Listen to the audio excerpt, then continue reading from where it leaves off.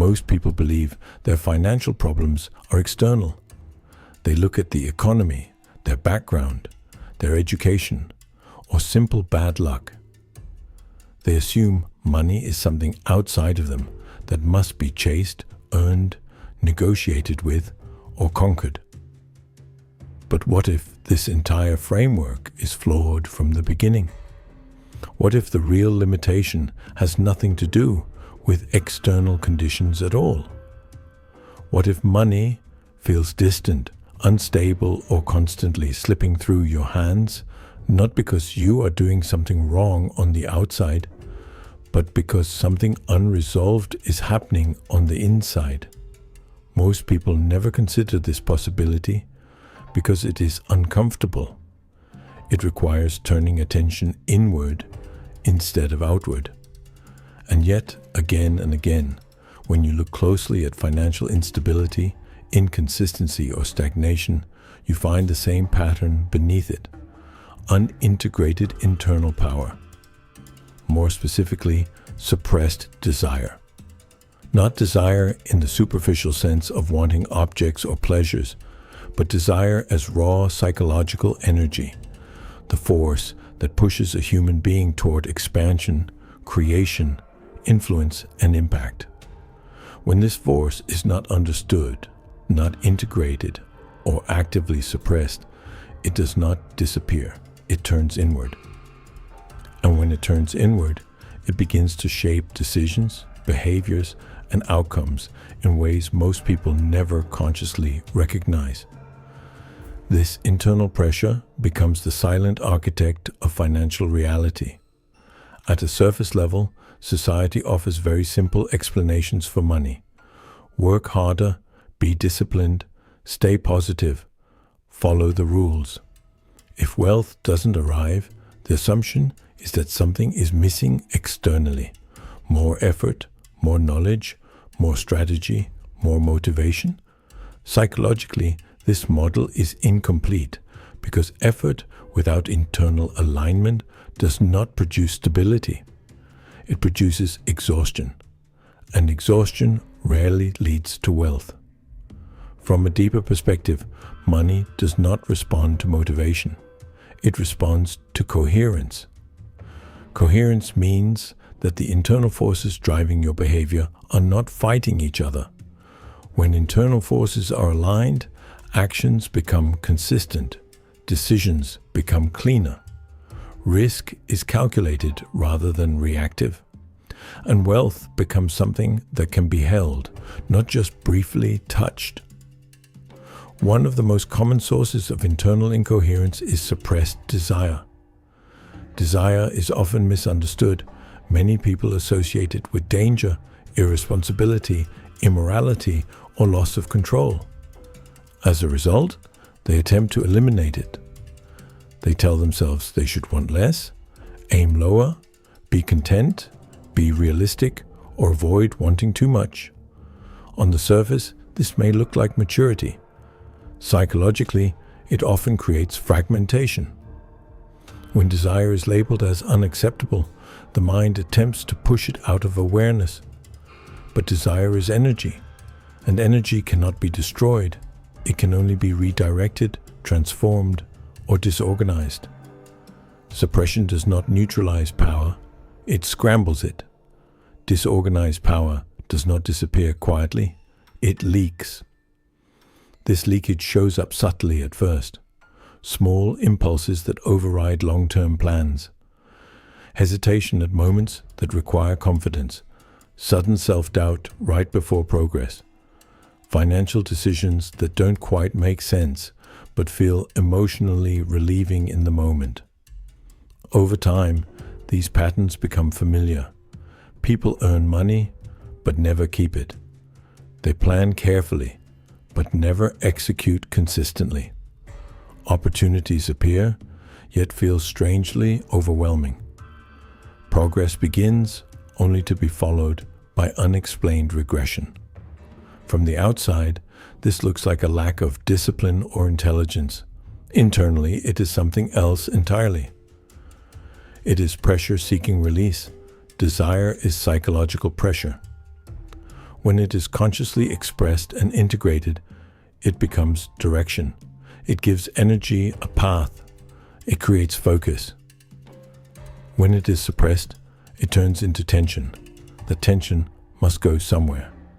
And when it has no conscious outlet, it finds unconscious ones. Spending becomes emotional regulation rather than strategy. Procrastination becomes a way to avoid confronting internal conflict. Risk-taking becomes either excessive and chaotic or completely frozen and avoidant. Money becomes the stage where unresolved internal power dynamics play out again and again. This is why financial behavior is rarely logical in the way people assume. It is deeply emotional, deeply psychological, and deeply tied to how a person relates to power within themselves. Imagine internal energy like pressure inside a sealed container. If pressure is slowly refined, regulated, and directed, it becomes force. It can move systems. It can produce results. But if pressure is ignored or denied, it destabilizes the structure holding it. Most people were never taught how to refine desire. They were taught how to restrain it. They were taught how to judge it. They were taught how to fear it. So instead of learning integration, they learned denial. The psyche interprets denial as fragmentation. One part of the mind wants expansion, expression, and impact. Another part enforces restriction, safety, and control.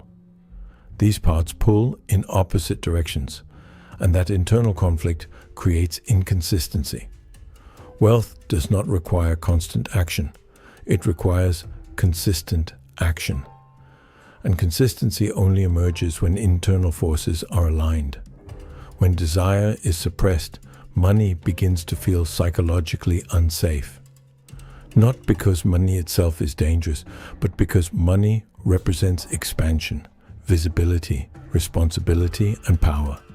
And power feels threatening when the internal system is divided. So the mind unconsciously regulates financial outcomes to maintain internal equilibrium. Income is capped. Opportunities are subtly avoided.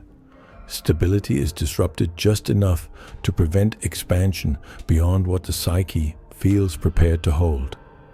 This is not self-sabotage in the moral sense. It is self-regulation. The system is trying to protect you from a level of power you are not internally organized to sustain.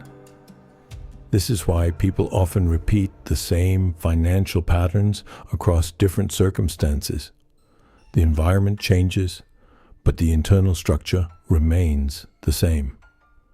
Without internal integration, external change only produces temporary variation, not lasting transformation. Integration does not mean indulgence. It does not mean acting on every impulse or desire. And it does not mean repression either. Integration means awareness. It begins with noticing desire as it arises, without immediately judging it or acting on it. Noticing where pressure builds. Noticing where avoidance appears. Noticing where financial decisions feel emotionally charged rather than clear.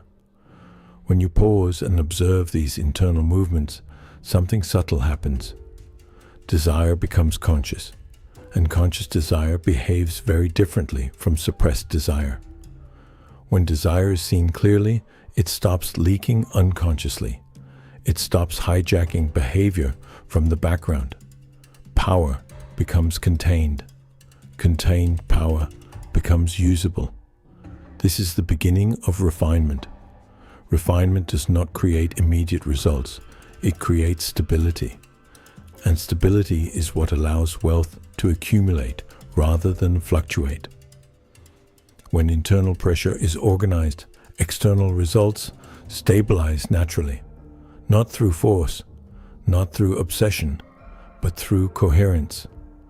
Wealth is not created by chasing outcomes. Outcomes are symptoms. Wealth emerges when internal power stops working against itself. Suppressed desire does not disappear over time. It waits. It waits for expression, integration, or release. And when integrated consciously, it becomes one of the most stable sources of internal authority a person can develop. Authority is not dominance. It is self-regulation. It is the ability to hold power without being overwhelmed by it. And this capacity determines how much wealth a person can sustain, not just how much they can earn. If this reflection resonated, you are already doing the work. Awareness is not passive. It is the first stage of transformation. Subscribe if you want to continue exploring the psychology of power, desire, and wealth. Because when power is internalized, wealth becomes a byproduct, not a pursuit.